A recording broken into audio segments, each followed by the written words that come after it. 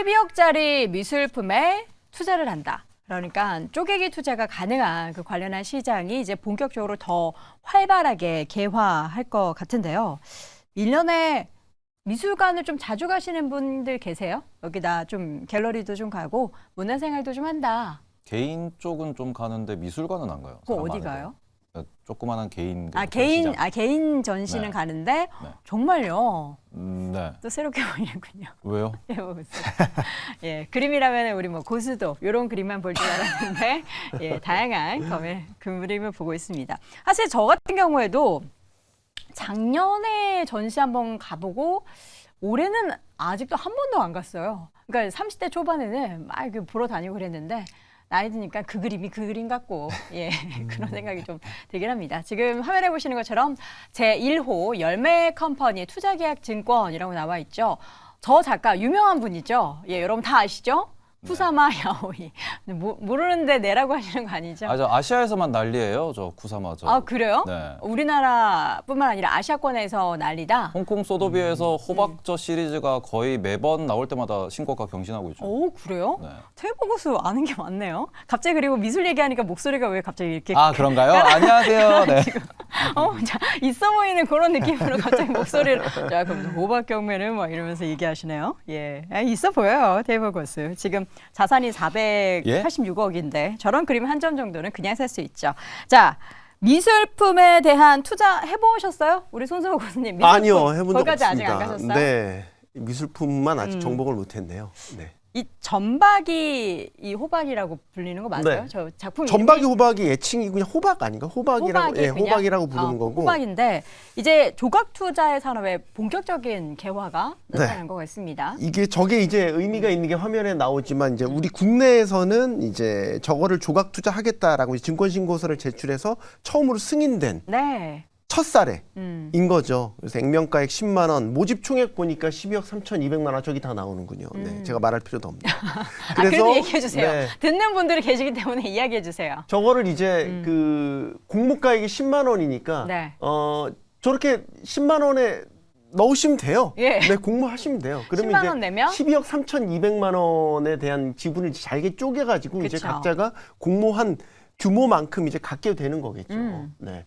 그래서 이제 청약이 이제 22일까지, 그러니까 이번 주까지죠. 네, 이번 주까지 결과를 일단 봐야 되겠는데 일단은 첫 사례인 만큼 흥행은 할 것 같은데 이게 나중에 그러면 이제 갖게 돼서 뭐 거래도 이루어지고 하는 과정에서 가치가 올라갈 거냐 여기에 대한 건 아직은 좀 더 지켜봐야 되지 않을까라는 생각이고요. 네. 일단은 네, 첫 사례인 거는 분명히 의미 있는 발걸음이라고 봅니다. 네, 드디어 토큰증권 STO 시장의 본격 개화를 앞두고 뭐 국내 시장에서도 난리가 났었습니다. 그 난리라는 말은 주가가 급등을 했다라는 이야기인데 이미 많이 올라서 과연 앞으로가 어떨지에 대해서는 어떤 기준으로 좀 가늠을 해야 될지 하재환 교수님 관련된 종목에 대해서 어떻게 생각하십니까?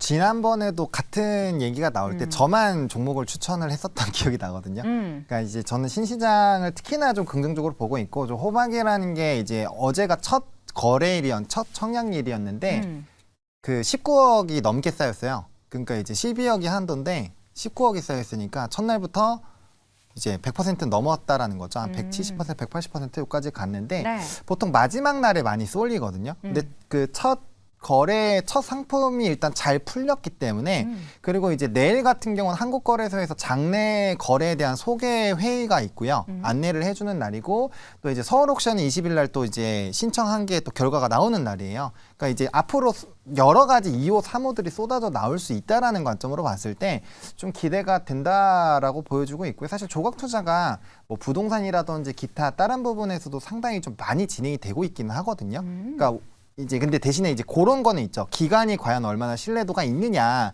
사실 요게 좀 핵심인데 최근에 조각 투자는 대부분이 증권사가 다 맡아서 하기 때문에 그런 신뢰도 부분도 상당히 많이 올라왔다라는 점. 그리고 가상화폐 쪽이랑은 다르게 있죠. 어쨌든 실물이 있기 때문에 실물이 있는 투자라는 부분에서 좀 상당히 좀 메리트가 있다라고 보시는 분들이 많은 것 같아요. 그러다 보니까 첫날부터 저 호박이라는 저 작품도 상당히 좀 많이 몰리는 것이 아닌가라고 보고 있고요. 그런 관점에서 봤을 때 뭐 앞으로 이제 열리는 시장이고 돈이 몰리기 시작을 한다라는 관점으로 본다라고 한다면 뭐 앞으로 이제 대박 상품이 나온다라고 하는 그런 사례만 하나만 터지더라도 굉장히 좀 폭발적으로 자금이 쏠리지 않을까라고 보여지고 있고요. 시장에 대한 자금 규모는 앞으로 계속 커지지 않을까라고 보고 있기 때문에 저는 일단 이쪽을 좀 상당히 긍정적으로 보고 있는 상황입니다. 긍정적으로 보는 건 맞는데 주가에 대해서 지금 접근을 해도 되나에 대해서는 조금 뭐 위험하죠. 사실 이제 뭐 갤럭시야 머니트리라든지 IT생 같은 종목군들은 좀 주가가 많이 올랐어요. IT생 맞아요. 같은 경우 오늘도 주저일 수 서울옵션, 있다. K옵션도 많이 오르고요. 많이 오르긴 했지만 사실 서울옥션 같은 경우는 이런 STO가 없을 때도 주가가 3만 원, 4만 원 했었던 종목이거든요. 아, 많이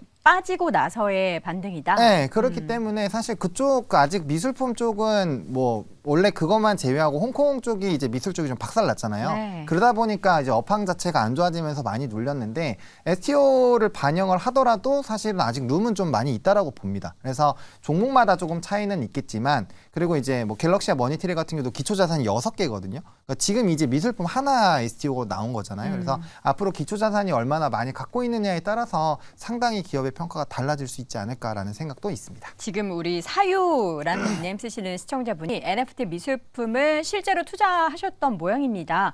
근데 20분의 1 조각을 당하셨다. 그러니까 샀던 가격 대비해서 그 작품의 가치가 뭔가 떨어졌던데 이게 보면은 이제 우리가 주식도 매수 이런 게 올라야지 주가가 상승을 반복을 하잖아요. 근데 관련한 시장에 얼마나 많은 투자자들이 이게 유입이 될 것인가가 좀 관건이 될 것 같은데 그렇게 만약에 추가적인 유입되는 자금이 없다면 이 올라가는 룸은 굉장히 제한적일 것 같아서. 일단 조각 투자에 대해서 그냥 베이스를 먼저 말씀을 드리면 우리가 주식 투자하는 거랑 똑같아요. 부동산 조각 투자란다. 내가 투자한 부동산이 임대를 주고 그 임대 수익을 내가 나눠서 받는다라는 겁니다. 거기서부터 어찌 보면 내가 배당 투자를 하듯이 예적금을 넣듯이 내가 자산에 돈을 넣고 차익만 바라고 들어가는 게 아니에요. 그런 관점에서 저러한 기초자산이라는 것들이 어딘가 전시회가 열리고 그러면 대여료가 나갈 겁니다. 그 대여료가 나중에 또 조각으로 들어올 수 있겠죠. 이런 식으로 해서 우리가 말 그대로 예금보다 적금보다 금리보다 높은 수익률을 목표로 접근을 하시는 분들이 얼마나 있느냐? 이런 것들이 결국 장기 관점에서 중요한 거고 그러니 코인 시장에서도 디파이가 나오고 시파이가 나왔던 겁니다. 말 그대로 우리가 자본으로 자본 이익을 얻기 위해서 들어가는 거지 자본으로 자본 차익을 얻기 위해서 들어가는 건 아니고 그냥 새 거니까 지금은 신기하다 재밌다로 들어가는 겁니다. 맛집이 생겨요. 동네 맛집이 생기면은 처음엔 줄을 섭니다. 그러고 난 뒤에 내가 여기에서 뭔가 맛이 있고 가치가 있고 내가 이거 소비할 만하다 그러면은 계속 가서 단골이 되겠죠. 그게 아니면 금방 망하잖아요. 네. 지금 STO 시장도 비슷하다고 보시면 됩니다. 이게 부동산 조각 투자처럼 실물이 있고 현물 자산이 있고 그게 꾸준히 돈이 들어온다 그러면은 이게 1년에 얼마의 수익을 내는 수익성 상품으로서 거래를 할 수 있을 겁니다. 근데 STO에 대해서는 그런 쪽에서의 과연 수익률이 얼마나 될 것이냐 이 부분도 매우 중요한 포인트이기 때문에 지금은 새 거예요. 새 거니까 트레이딩 대상이 되는 거고 네. 새 거니까 관심의 대상이 되는 거겠죠. 근데 이게 점점 이제 그런 게 있었지라고 하면은 우리가 지금 NFT 아무도 얘기 안 하죠.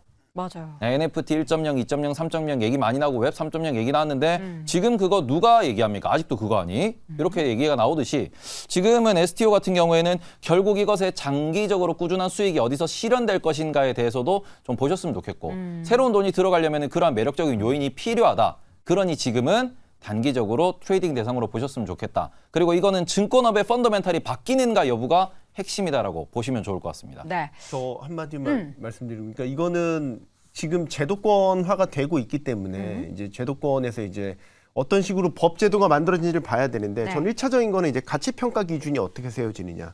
왜냐하면 되게 다양한 이질적인 실물 자산을 이제 기초 평가하거든요. 네. 그럼 우리가 이제 전에 기업 가치 평가하는 그런 기준이 다 만들어져 있잖아요.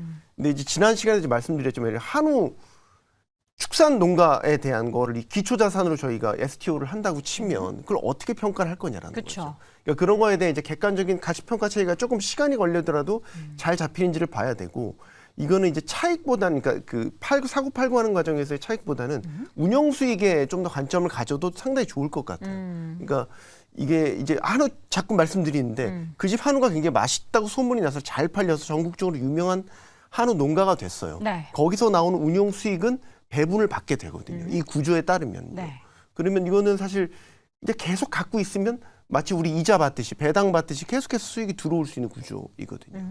그러니까 이거는 좀 다른 관점으로 주식 투자 시 접근하는 것보다는 실물 자산이라는 관점에서 그런 관점에서 좀 접근을 하시는 게 좋겠다라는 조언을 드리고 싶습니다. 기업 관련한 기업이라고 이렇게 묶여 있는 뭐 이제 뭐 미술관 관련한 갤러리 관련한 기업들을 좀 보면은 어떤 기준으로 기업의 좀 가치를 평가를 해야 될지.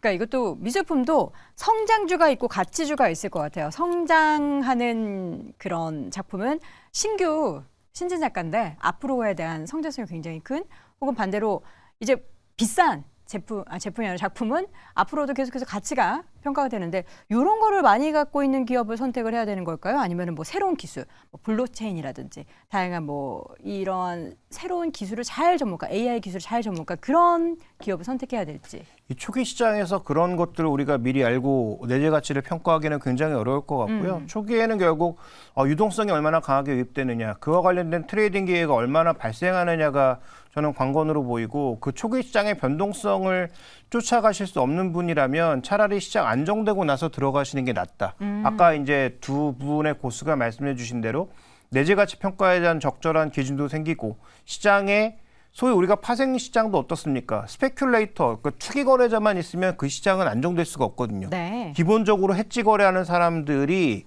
주력을 이루고 그 안에서 유동성을 제공하는 스페큘레이터들이 들어가서 시장을 구성해야 그 시장도 어느 정도의 안정성을 가지고 파생 상품 시장이 움직일 수 있는 것처럼 여기도 마찬가지죠. 기본적으로 유동성을 공급하는 공격적인 투자자도 있어야 되지만, 아까 언급해 주셨던 대로 내재 가치를 보고 그 내재 가치에 해당하는 파생 수익을 얻을 수 있는 그런 장기 투자자나 좀 더 길게 기간을 보고 투자하는 사람들이 있어야 되는데, 그런 부분들의 안정이 오려면 저는 적어도 뭐 1, 2년 정도의 기간은 기다려야 된다라고 판단하고 있고요. 네. 그래서 지금은 트레이더의 시장인데 거기에 대한 자신 없는 사람들을 관련된 종목이든 관련된 자산이든 들어가지 않는 게 맞다라고 판단하고 있고요. 특히 이제 뭐 미술품 얘기가 많이 나왔으니까 차라리 부동산처럼 그래도 어느 정도 시장이 안정되어 있으면 저는 낫다고 보는데, 네. 미술품 같은 경우에는 뭐 아시는 분들은 아시겠지만 갤러리가 가격을 만듭니다. 그렇죠. 그 유명한 갤러리에서 띄워주면 가격이 뭐 한없이 올라갈 수도 있는 그런 부분이어서 저는 그런 투자에 있어서는 초기에는 조심해 볼 필요가 있겠다, 이런 말씀 드리겠습니다. 알겠습니다. 자, 이렇게 해서 오늘 STO 시장의 본격 개화 관련한 이야기를 쭉 들어봤고요. 다시 한번 네 분의 의견 정리해 보겠습니다. 자, 김종효 고수의 의견입니다. 먼저 초기 변동성은 피해야 한다. 손석우 고수는 STO 신중하게 판단해도 늦지 않아요. 하창원 고수는 신시장은 언제나 뜨겁기 마련이다. 테이버 고수는 새거다 새거 하면서 외쳤습니다.